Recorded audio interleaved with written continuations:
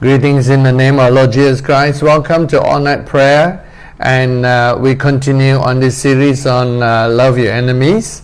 And last week we talked about how it's incomprehensible to us humans how God could allow enemies or allow imperfect situations or even allow evil to continue to exist.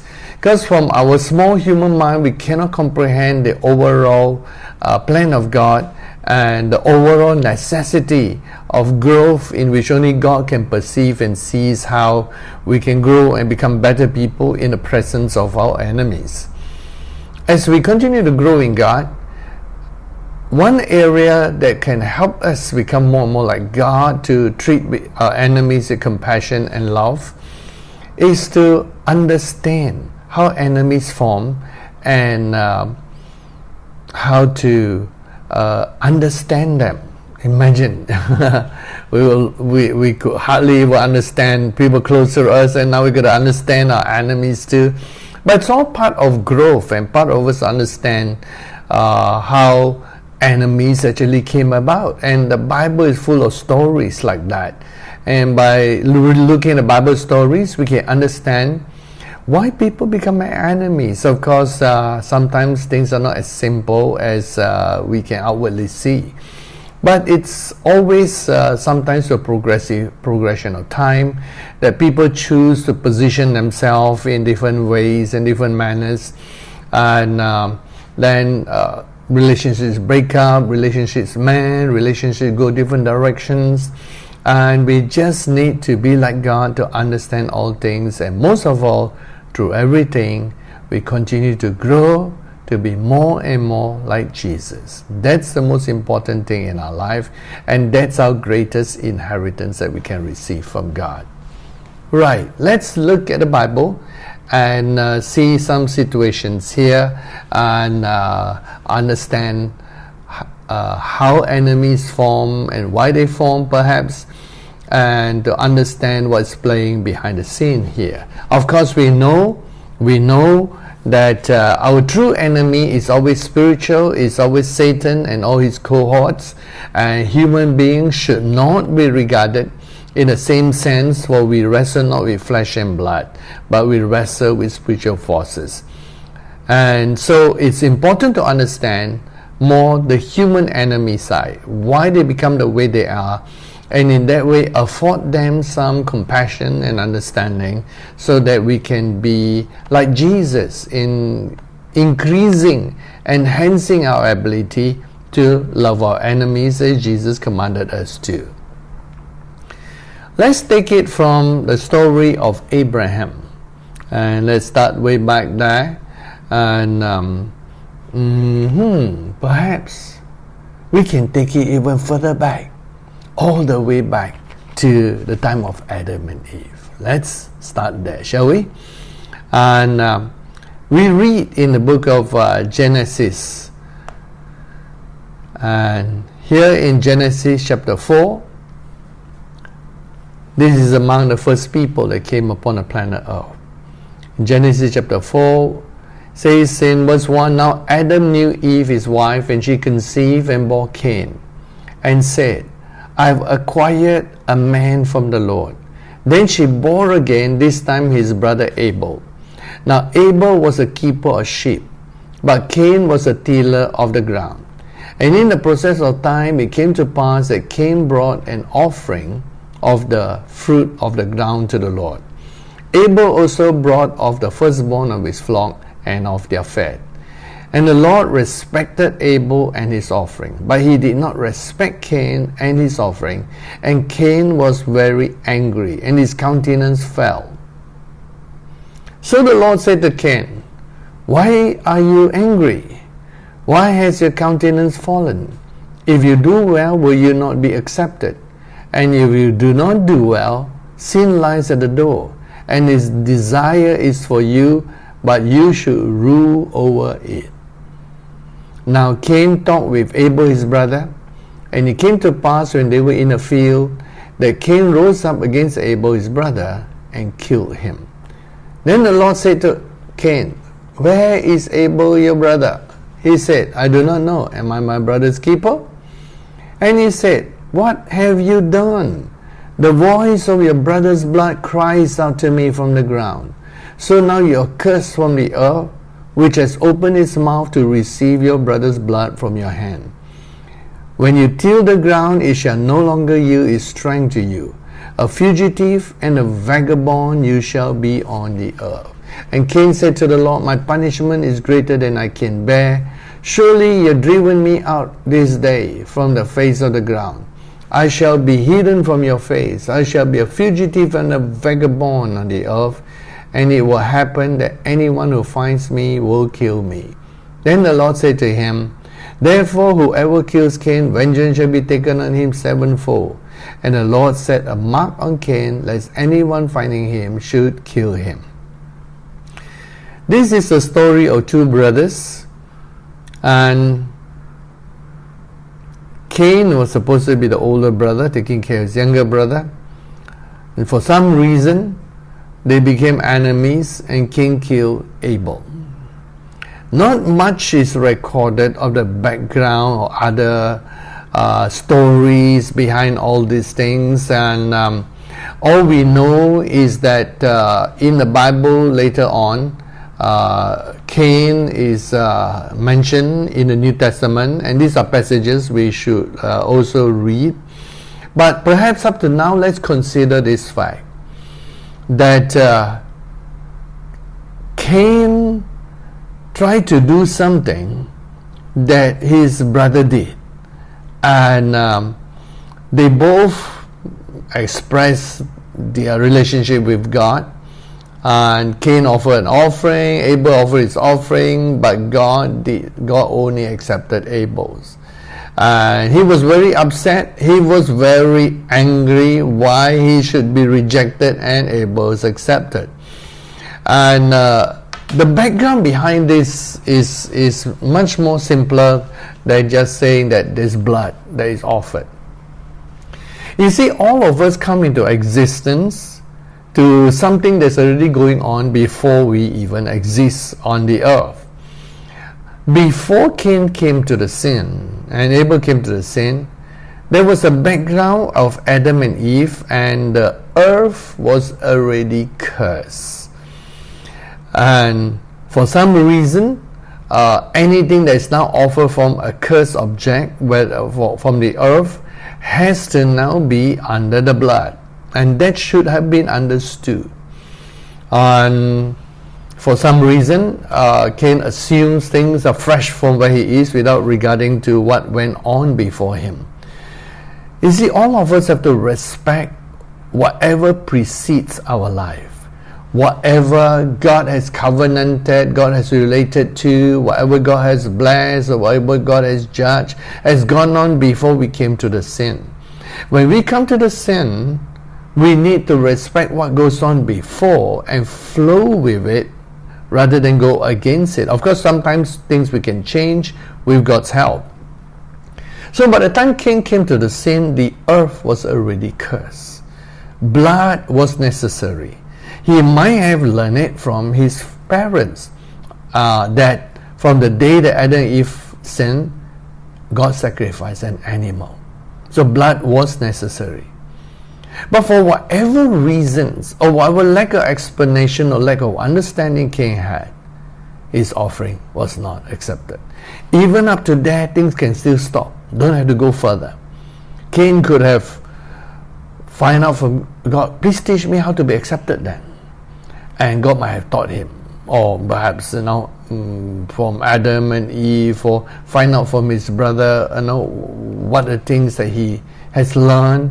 And there's a lot of background to this, but the only thing we knew was that Cain was rejected, and this rejection caused him to be upset and angry at God. Subsequently, he turned his anger at God towards his brother. What was the root that made Cain make his brother an enemy and have him killed? I believe the root was rejection. Rejection. He felt so rejected. And he didn't like the fact that Abel was accepted. Oh, rejection. Many relationships are broken because of rejection. Many enemies are formed because of rejection. There's still hope before Cain killed Abel. But behind rejection, there were other things that were at work. And we need to read about that in 1 John chapter 3, verse 12. It says in 1 John 3:12, not as Cain, who was of the wicked one and murdered his brother. Why did he murder him? Because his works were evil and his brother's righteous. How could Cain's work be evil? Evil and good can actually be determined not just by the actual works, but by the motivation of the works. Like, for example, when David plotted to cover up his sin with Bathsheba when she has a child, he seemed to be very kind to bring Uriah back away from the war and spend some time back in Israel. But whatever he did was evil. The motivation behind it was evil.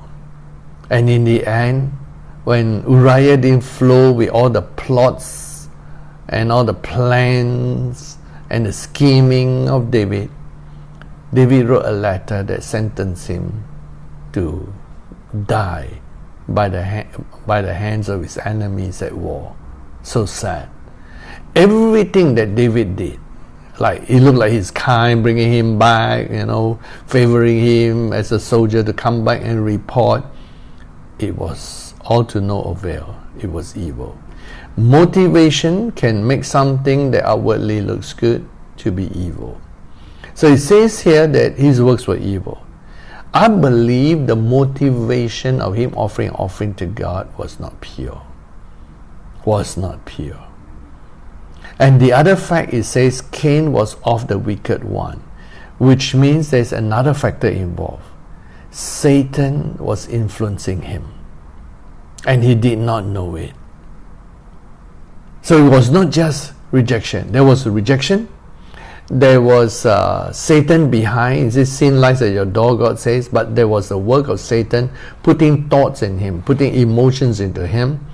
And there was wrong motivation for him to do all those things. Such that it's called wicked. All those things combine to make Cain look at his brother as an enemy. His brother is not his enemy. But for some reason, all this internalization and wrong perception, influence from Satan, rejection, and wrong motivation all mix up into murky, muddy water that Cain cannot see clearly, and begin to look at his innocent brother who doesn't know what's going on in his life or in his heart. That his innocent brother became his enemy. So true, enemies are born out of the murky, muddy waters of rejection, influence from the enemy, wrong motivation, perceptions, and all such things. But let's look closely so that we can understand all our enemies. In the Bible, there is another little story, and this little story is in the book of Genesis, chapter 37. In Genesis 37, I want to bring forth the fact that the brothers of Joseph eventually became Joseph's enemy. But how it came about was again through muddy waters. In chapter 37, we see this situation in verse 1 that exists. Now Jacob dwelt in a land, Genesis 37 verse 1, Jacob dwelt in a land where his father was a stranger in a land of Canaan. This is the history of Jacob. Joseph, being 17 years old, was feeding the flock with his brothers, and the lad was with the sons of Bilhah and the sons of Zilpah, his father's wife. And Joseph brought a bad report to them to his father. Now Israel loved Joseph more than all his children, because he was a son of his old age. Also he made him a tunic of many colors. But when his brothers saw that their father loved him more than all his brothers, they hated him and could not speak peaceably to him. And in the midst of all these muddy waters, Joseph has a dream that seems to put his brothers even more down. Wow, how enemies are formed is so complex and through muddy waters. Now, the brothers were more or less, I would say up to this time, also innocent victims of circumstances beyond their control. So was Joseph. The problem lies with Jacob. See, sometimes enemies are formed through inheriting the likes and dislikes of our forefathers. I mean, it's a known fact that sometimes Palestinian and Jewish children will play side by side, when they are put together. But then as they grow and they inherit their cultural prejudices against each other, two best friends who are playmates might become enemies. That is sad. And it's important for us to know that as we learn to understand an enemy, we must not become an enemy that plot the destruction of other people. We ourselves must become a friend and lover of all mankind. We must not allow our parents or our leaders or anyone above us in any way, whether in age, in position, in power, in wealth, in society, to cause us to have a viewpoint to regard people who could be innocent, people who does not have any evil in them to destroy, become our enemies. Do not inherit your forefathers' enemies. Do not inherit your ancestors' enemies and make them your enemies, or your cultural enemies, or your racial enemies. Every child, whatever color, every human being, whatever color, has been born innocent and deserve the respect and the relationship that we could offer them in goodwill. It is humans who sadly make other humans enemies of each other. And so here you have a background where Jacob unfairly loved Joseph more than his brothers. And his brothers might be neglected in love, in emotions, in attention. And there is Joseph getting all the good things from his father at the expense of his brothers. That was already bad enough.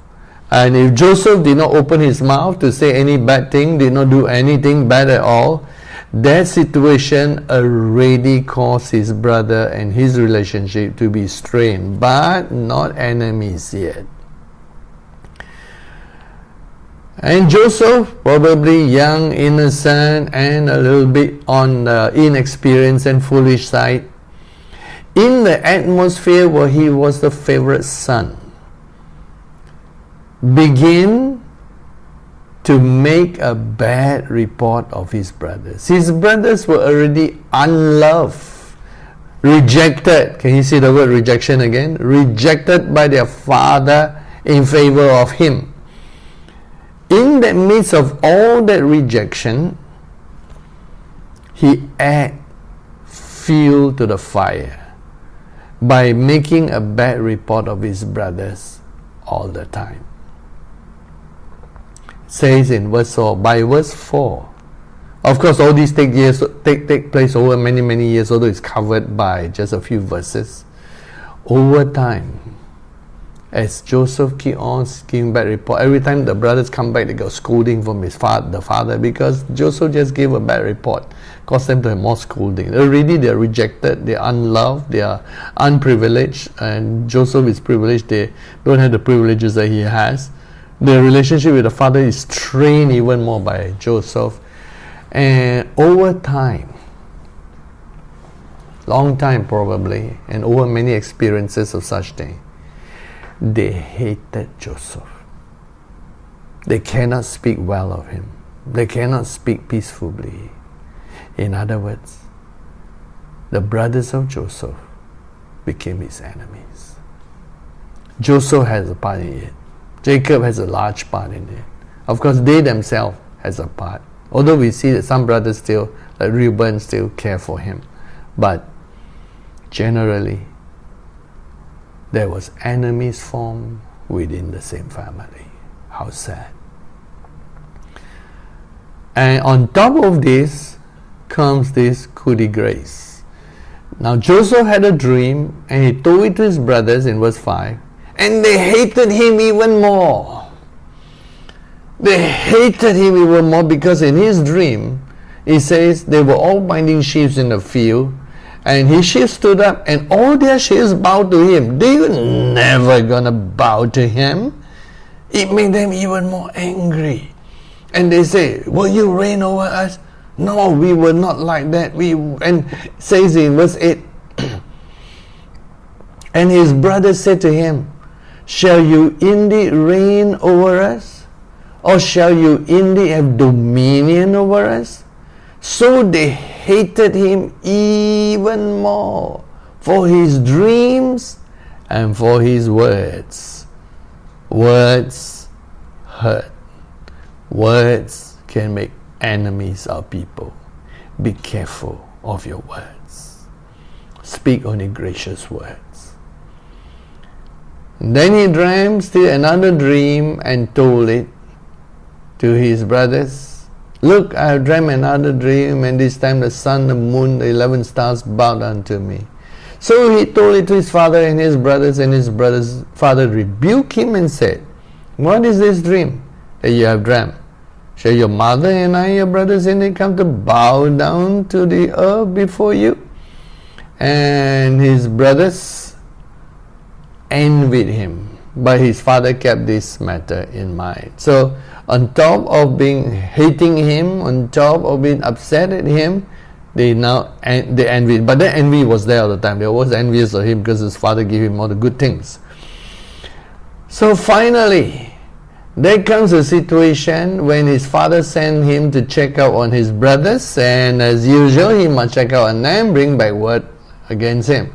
But now you have this dream that is hanging over their heads, and so when he went out to his brothers, look at the words of his brothers when he came to them.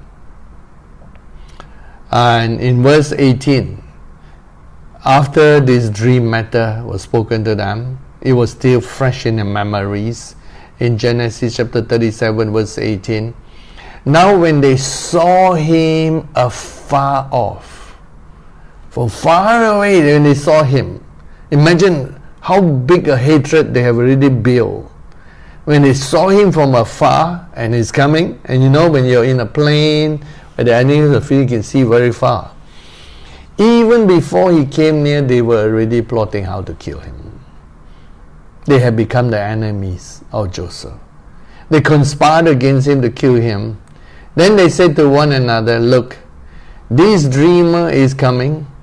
Come therefore, let us now kill him, cast him into some ground, and we shall say some wild beast has devoured him. We shall see what will become of his dream. The Bible records that when they tried to kill him, Not all the brothers, because Reuben tried to protect him.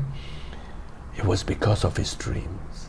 Now that part showed that Satan is involved in their thought life. Because the dream came from God. And by killing him, they will stop the dream in progress. That dream cannot come to pass now that he's dead.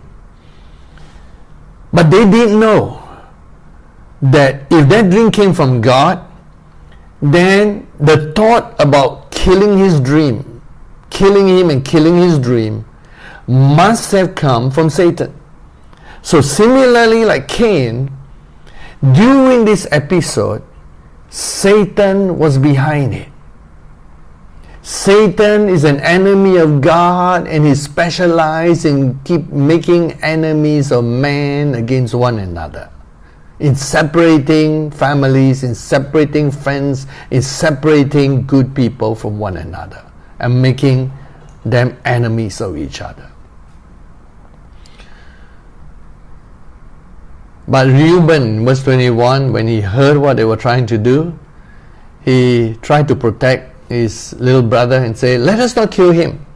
And Reuben said, shed no blood, cast him into this pit, and he pointed to a place to put him, which is in the wilderness. Don't lay hands on him. And his motive is, he want to take him and bring him back to the father. So Reuben still cared for his little brother.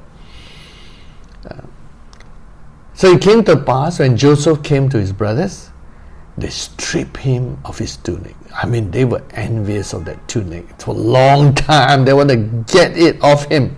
Finally, they stripped Joseph of his tunic. Tunic of many colors is on him. They took him and cast him into a pit.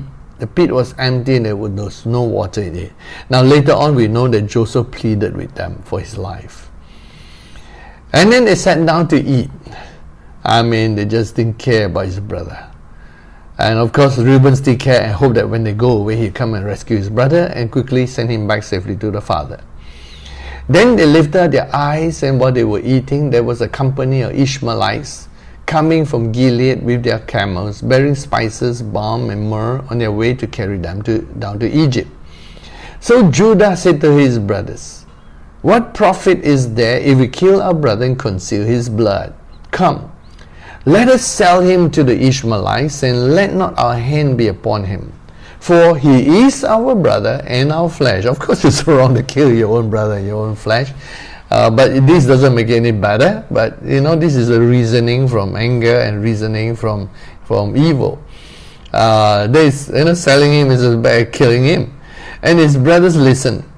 Then the Midianite traders passed by, so the brothers pulled Joseph up, later out of the pit, and sold him to the Ishmaelites for 20 shekels of silver. They took Joseph to Egypt. They thought that was the end of Joseph, the end of his dream. And big brother comes in verse 29. Reuben came to the pit in verse 29, and when he saw Joseph was not, because he was not among them who sold him or plotted to kill him. He was always trying to take care of his little brother. He tore his clothes.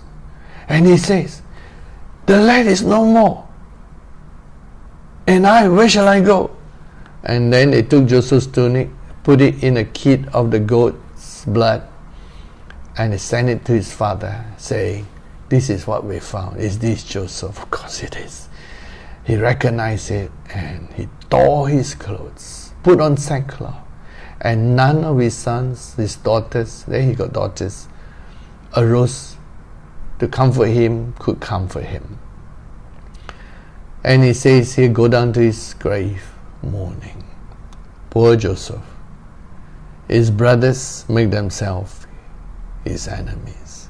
So what do we have here? We have rejection. We have, of course, envy.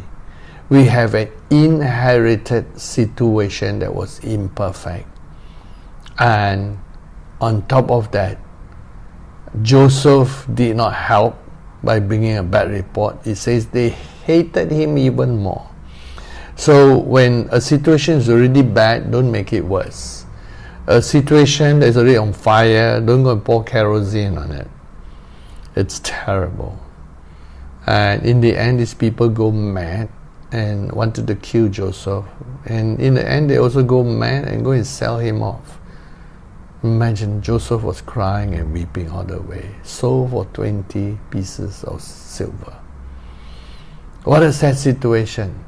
How brothers become enemies. Never underestimate how negative emotions can make an enemy out of people. Sad, but real. Happens in the Bible, happens in real life. So I pray up to now you will understand that when people become enemies, if your eyes are open and your heart can feel, it's because they are hurt. They are hurt deeply. Whether you hurt them, somebody hurt them, or they allow themselves to reach a point where through their thinking they hurt themselves, but a lot of hurt is involved. And we are sharing all this to help you to forgive your enemy and to love them. We might not realize how we hurt people. We might not realize how people get hurt. But people do. That's why Jesus said, blessed are those who are not offended. To learn how not to get hurt and offended, so that we don't become an enemy against other people.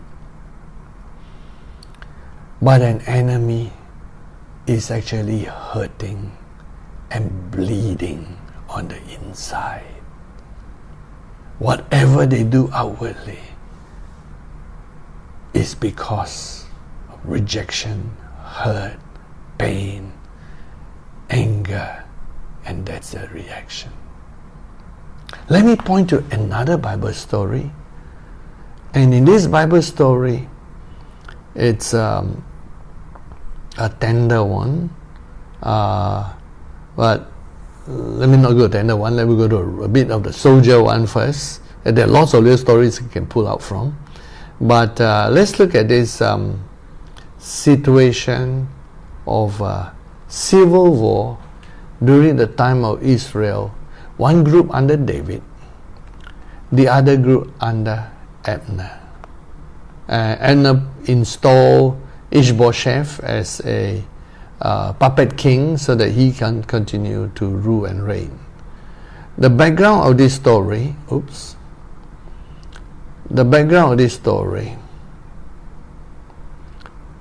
is in 2 Samuel. Let's look at 2 Samuel. David had become king over Judah. And it says here, let's read background. Okay, let's start from 2 Samuel chapter 2, verse 1 onwards.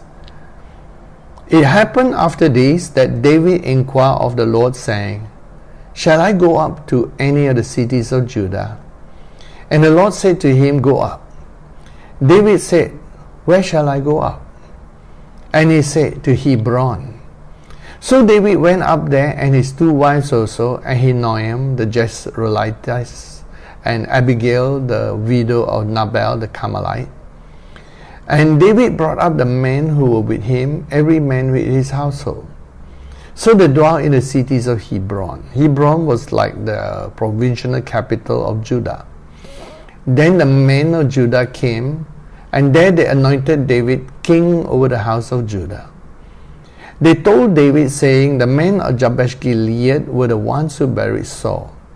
So David sent messengers to the men of Jabesh Gilead and said to them, you are blessed of the Lord, for you have shown this kindness to your Lord, to Saul, and have buried him. And now may the Lord show kindness and truth to you. I also will repay you this kindness, because you have done this thing. Now therefore, let your hands be strengthened and be valiant, for your master Saul is dead, and also the house of Judah has anointed me king over them. So David was gracious in his victory. Remember, be humble always, and when you're victorious, be humble and be gracious. In 2 Samuel chapter 2, meanwhile, while David was anointed king over Judah, in verse 8, Abner the son of Ner, commander of Saul's army, took Ishbosheth the son of Saul and brought him over to Mahanaim. And he made him king over Gilead, over the Ashurites, over Jezreel, over Ephraim, over Benjamin, and over all Israel. Ishbosheth, Saul's son, was 40 years old when he began to reign over Israel, and he reigned 2 years. Only the house of Judah followed David. All the other Israelites, they continued to follow Ishbosheth and Abner. And the time that David was king in Hebron over the house of Judah was 7 years and 6 months. During the 7 years and 6 months, Israel was at war with Judah. So the civil war continued with one another. It says here in verse 12, now Abner the son of Ner and the servants of Ishbosheth the son of Saul went out from Mahanaim to Gibeon. And Joab the son of Zuriah and the servants of David, Joab was a general of David, and Abner was the general of the northern kingdom. And the servants of David went out and met them by the pool of Gibeon. So they sat down, one on the one side of the pool and the other on the other side of the pool. Then Abner said to Joab, let the young men now arise and compete before us. So they continue to have civil war, they fight among each other.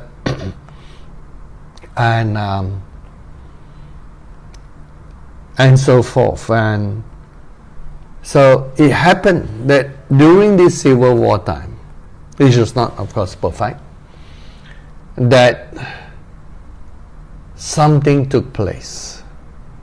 Something took place, and they were already, you can see at this point that though they were different parts of Israel, there were Judah and Joab over Judah, Abner over the rest of Israel, that even though they were fighting a war, they have some level of friendliness, like they could sit down, one day one say, okay, let the young man fight, let us not fight, kind of thing. There was some understanding that this was politics and doesn't involve them. They were just generals doing their part. It's just like if you read some little precious stories that come out from the World War I, World War II, you find that there were times when two armies were fighting, and then I think over Christmas time they stopped, and then because they were just human beings, so they celebrated Christmas or something, or sometimes they stopped so that each side can take the other people's wounded, and then after that it paused for a while, then after that they start fighting again. So the fact that humans can stop fighting with each other tells us that in essence a lot of wars are unnecessary, and they're fought over wrong reasons, maybe pure political reasons, or maybe the selfish reasons of the leaders of the countries that brought the whole country to war. But whatever it is, all wars, if can be avoided, should be avoided, because they're unnecessary and the cost of human lives is too much. But something happened during this civil war that stopped a lot of friendliness kind of thing, or understanding, political friendliness among them. And here's the story in verse 18. See, Joab was one of three sons. It says in verse 18, now the 3 sons of Zuriah is the father of Joab, the 3 sons of Zeruiah were there, Joab, Abishai, and Asahel. And Asahel was as fleet of foot as a wild gazelle. He's a good runner, in other words.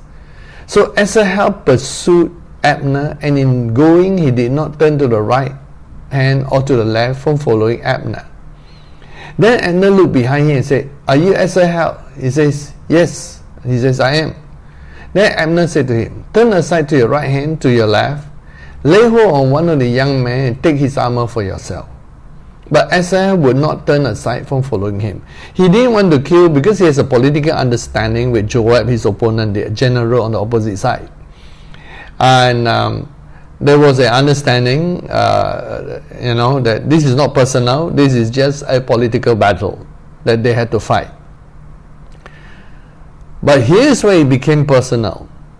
When Abner was running because his group was losing, in one of the battles, in a war there are many battles, Asahel, who is fast at running, wanted to get at Abner. Now, Abner was quite a mighty fighter, and he knew he could easily fight and win.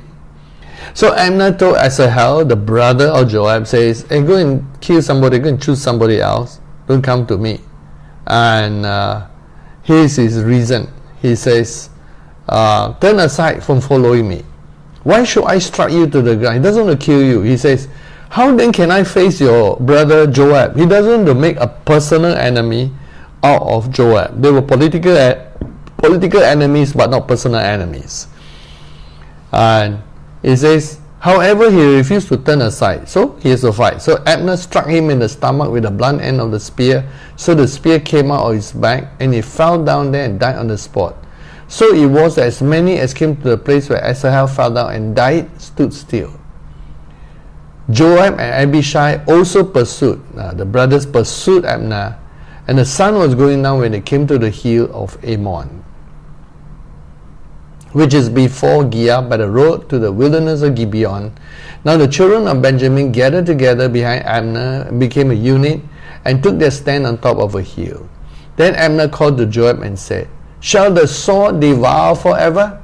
Do you not know that it will be bitter in the latter end? How long will it be then until you tell the people to return from pursuing their brethren? Because they are all Israelites, brethren with brethren. Verse 27, Joab said, as God lives, unless he has spoken, surely then by morning all the people were given up pursuing their brethren. So Joab blew the trumpet, and everyone retreated to where they were. It seems that this incident was over, and they counted their dead, but something came into the heart of Joab. At first they were political enemies, and they had to do what they had to do as generals to fight a war. But after Abner killed his brother Asahel, Joab could not forgive him. He could not. From that day onwards, he was waiting for the day when he can personally take revenge. And it was permitted in the Old Testament. He wanted to personally kill Abner for killing his brother Asahel. War, tragedies can make enemies out of people. I mean, if Judah and the 10 tribes had lived in peace, there wouldn't be civil war. I don't think David is going to necessarily go and conquer them, but for some reason they have this strife and political war. But after that day, it was now personal. Abner, according to Joab, had killed his brother. This is no more politics. It is now personal. Well, the war went on, and according to chapter 3, verse 1 of 2 Samuel, now there was long war between the house of Saul and the house of David. David grew stronger and stronger, and the house of Saul grew weaker and weaker. Long war, 7 years and 6 months. At the end of 7 years and 6 months, Joab was still nursing unforgiveness against Abner for killing his brother. One fine day, Abner did something that offended King Ishbosheth, and he decided, since he has control of the army, to take all the army and go and join David. So he came in peace to David to make a covenant with him to give him the kingdom. After all, David was anointed to be king over all of Israel. And it says here in verse 22, while the political situation was now settling, and David was going to make peace with Israel, and all the generals were now represented, it says in verse 22, at that moment the servants of David and Joab came from a raid. Now Joab was not aware that peace was now coming to the political situation. So he came from one of the raiding parties, and Abner was not with David in Hebron, and he sent him away in peace. When Joab, in verse 23, and all the troops that were with him had come, they told Joab, saying, Abner the son of Ner came to the king, and he sent him away, he's gone in peace. Now Joab, who has unforgiveness now against Abner, came to the king and said, what have you done? Look, Abner came to you. Why is it that you sent him away and he's already gone? Surely you realize that Abner the son of Ner came to deceive you. So because of his unforgiveness, because of his anger and personal grudge now, or personal revenge that he wants to take on Abner, he cannot see the political situation clearly, that now was a time of peace. And he seemed to think that Abner came to deceive him and to know you're going out and coming in. So anyway, Joab was upset also at King David for trying to make peace. And it says, when Joab had gone from David's presence, he sent messengers after Abner, who brought him back from the well of Sirah. But David did not know it. And this is a personal thing that Joab was going to do to take revenge. Now when Abner had returned to Hebron, Joab took him aside in the gate to speak with him privately. And there he stabbed him in the stomach, so that he died for the blood of Asahel, his brother. See, it's mentioned again. And he threw him outside the wall, because Hebron is his city of refuge, so he's got to be outside. Because once you're in a city of refuge, you're not allowed to take revenge in the Old Testament.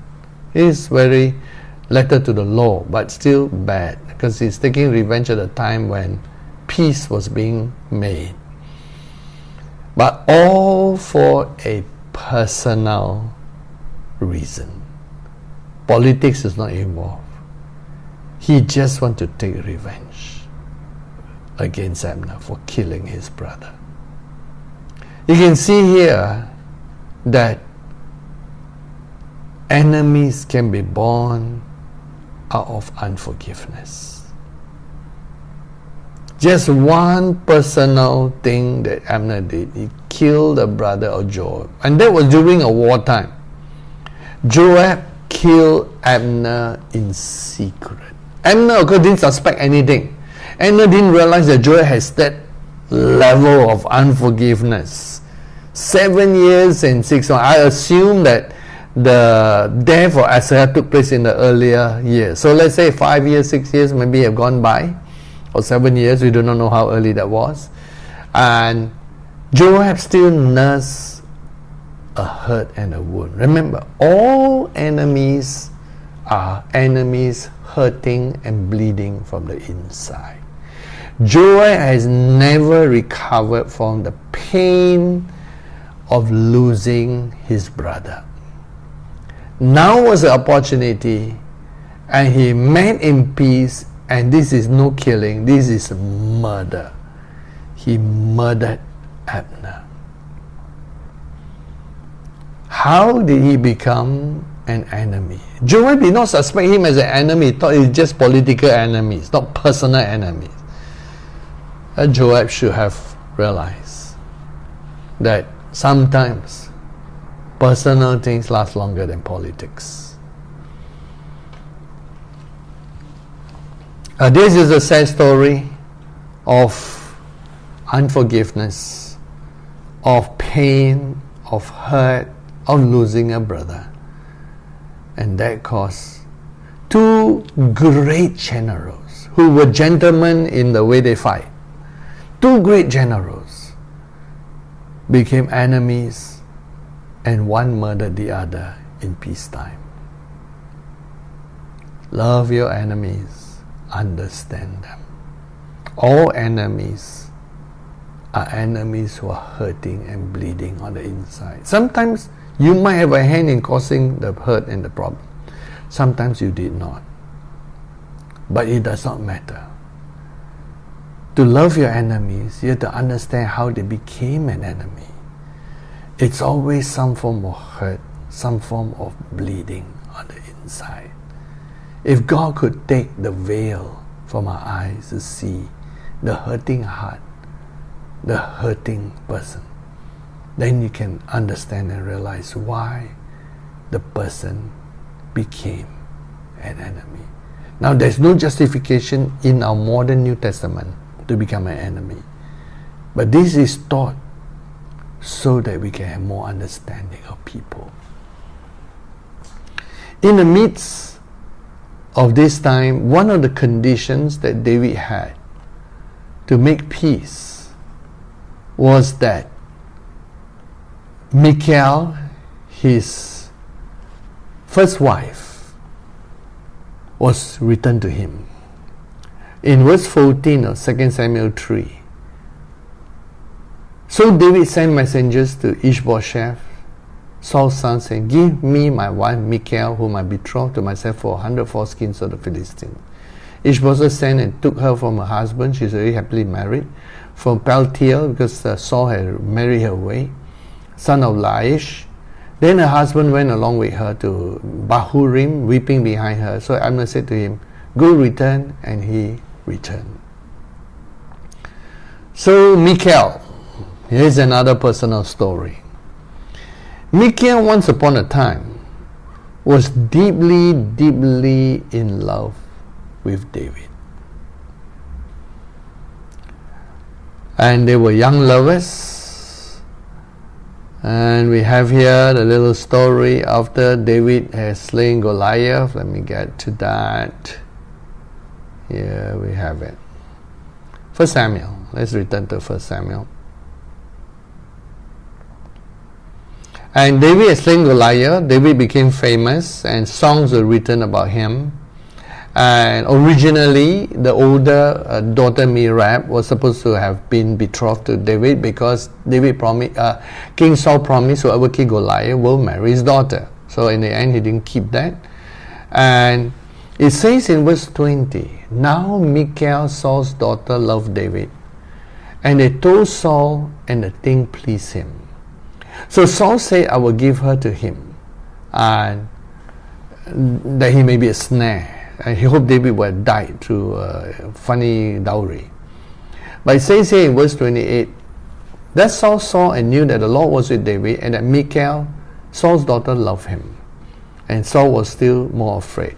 Now later on, it was Michal who protected David and sort of make a pretense that David was still in the house by putting a shape on the bed while David was escaping. So we know that Michal was really, really deeply in love with David. They were young love and young lovers.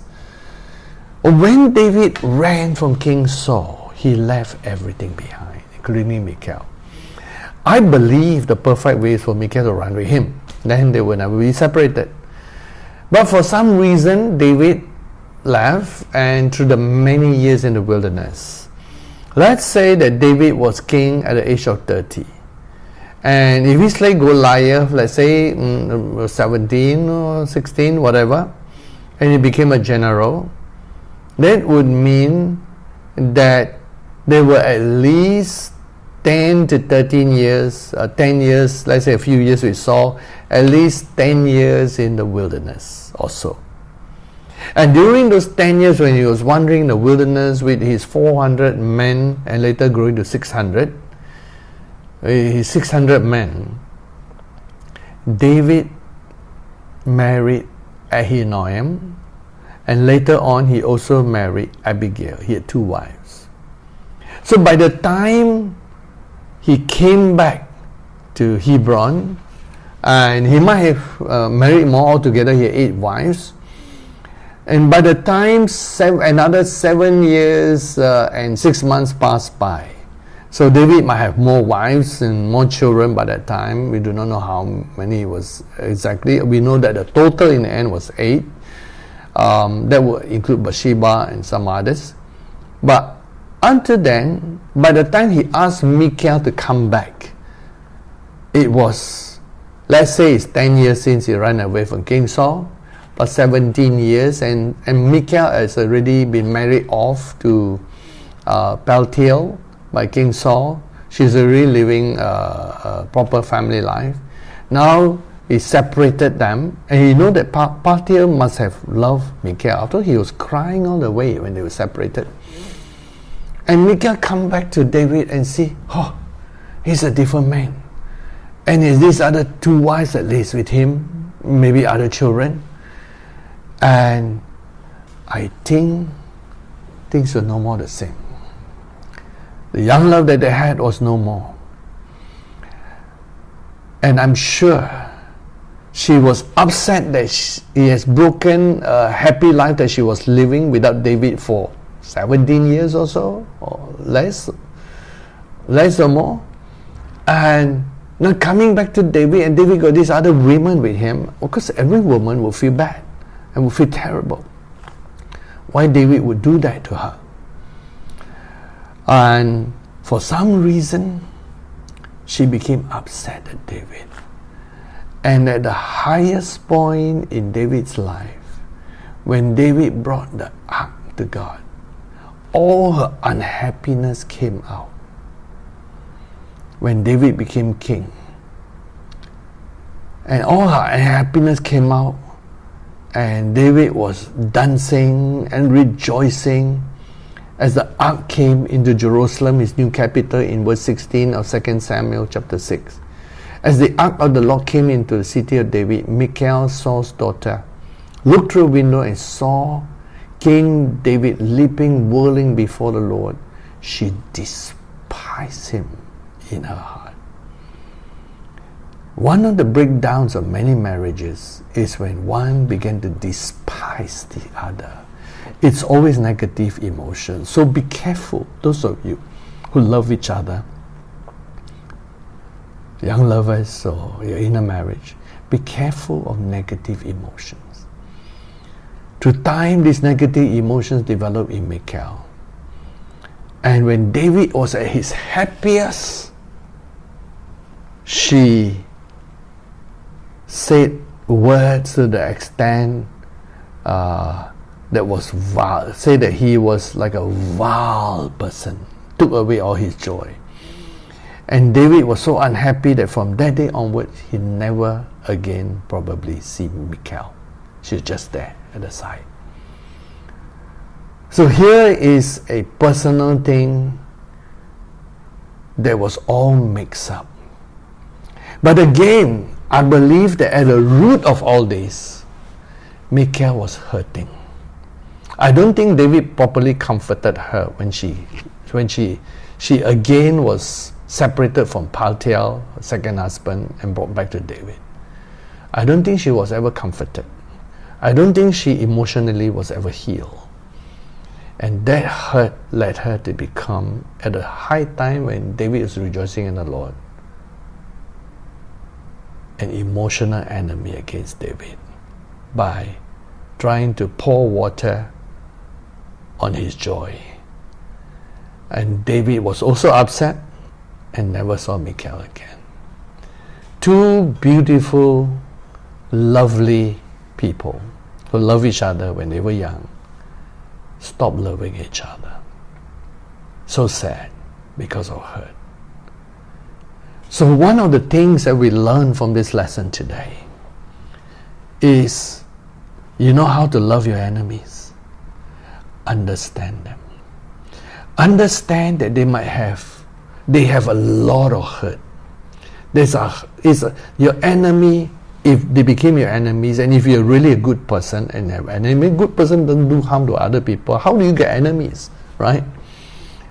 That for some reason they are deeply hurt and they are bleeding on the inside. So whatever they do come from that hurt, so don't misjudge them on the outside. Secondly, they might have gone through rejection. They might have gone through, and because of their rejection, they might open the door for all the wrong thinking, wrong thoughts, and there might be satanic influence or evil influence into their thoughts. So they begin to believe the wrong thing. And in one vision that was there, when Michal was despising David, beside her was an evil spirit. And the evil spirit whispering, this man killed your father, this man did this, all the wrong thoughts are coming to her. And she hated and despised David. So it could be the enemy. It was Satan causing man to go against mankind against mankind, putting hatred in the hearts of people so that man turn against man against woman, woman against man, women against women, man against man, causing enemies to come forth. Behind it is Satan, and he loved that. So and then there is unforgiveness. Where there is hurt, there is need for forgiveness. And if we cannot dig deep into the grace of Jesus to understand that we need to forgive like Jesus forgave, then it's very hard to love your enemies. So when you understand all this pain that's going on, and you can see through the eyes of God that every human being is born good, that for some reason they become, as they are, an enemy or people who hurt others, it's because they themselves were hurt. Forgive. Love them. Love your enemies. So today, understand your enemies and love them. Have the heart of Jesus. Have the heart of God to see beyond the natural, to see beyond your life and my life, to see as God sees. And perhaps your love can bring healing. Your love can bring salvation. Your love can bring breakthrough into their life. Your love can save them. God bless you and strengthen you. May the love of Jesus flow through your life powerfully. In Jesus' name, amen.